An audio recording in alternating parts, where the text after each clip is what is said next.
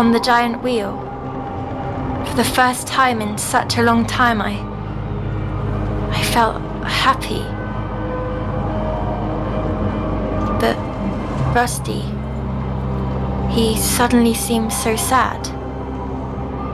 His voice shifted, and he continued, That massive tent there, that's the big top. He said we'd be going there soon because him and his friends had a show to put on. I already knew the answer, but I asked anyway. You don't like performing, do you?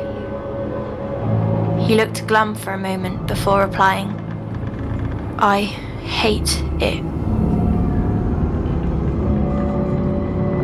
When I asked why he does it, Rusty mumbled to himself, but I couldn't hear with the wind so loud. Finally, Rusty turned and said, They force us, and whatever they say goes. I didn't know who they were, but a bad feeling came over me, and I understood why we were really on that wheel. Because all the way up there, he could say what was in his heart without worrying about being heard.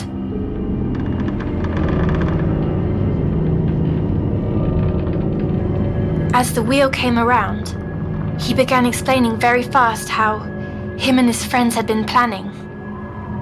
Rusty wanted me to be part of a special show where they would try something they'd never done before. He told me that my job was to be lookout, that if I saw a man in a purple suit, I needed to give him the sign while he walked the tightrope. I asked, Is this the man who makes you put on shows? Without really answering, Rusty kept talking. In the spotlight, some glow, while others shrivel into shadows. We glow and do as told, or...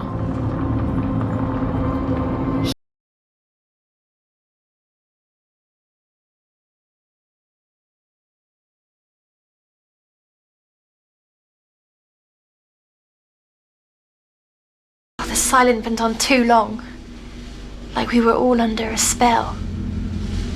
And that's when I noticed something beside me, in the seat that had been empty a moment ago.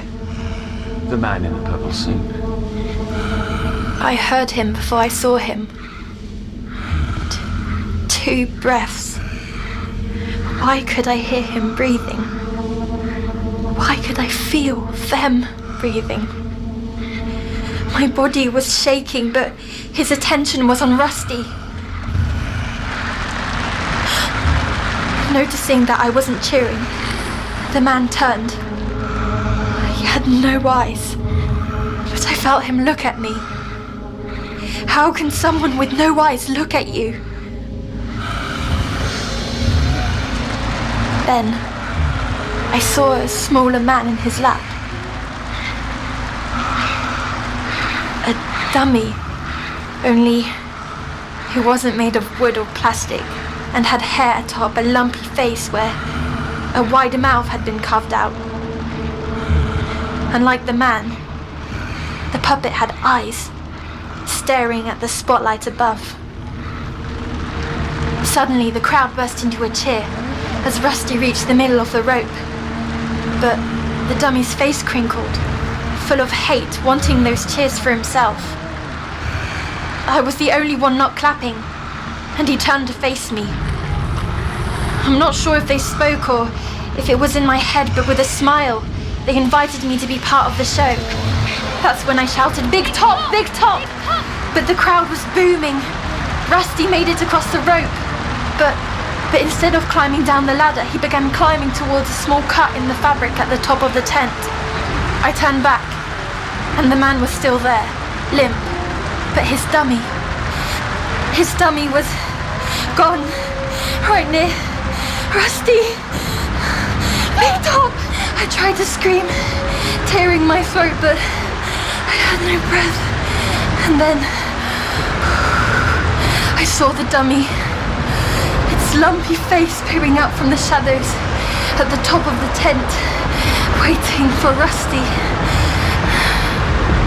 The man beside me grew shy, both loving the praise and regretting the attention.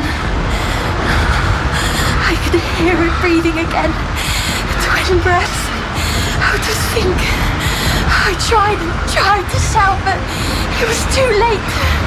Rusty was finally out of the spotlight, and the tiny doorman lunged, and Rusty...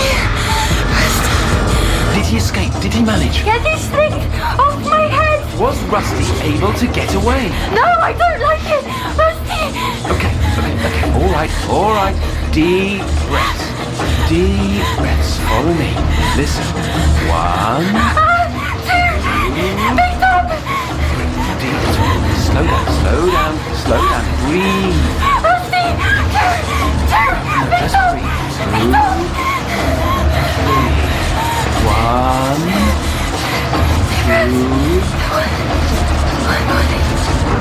1, 2. Loon.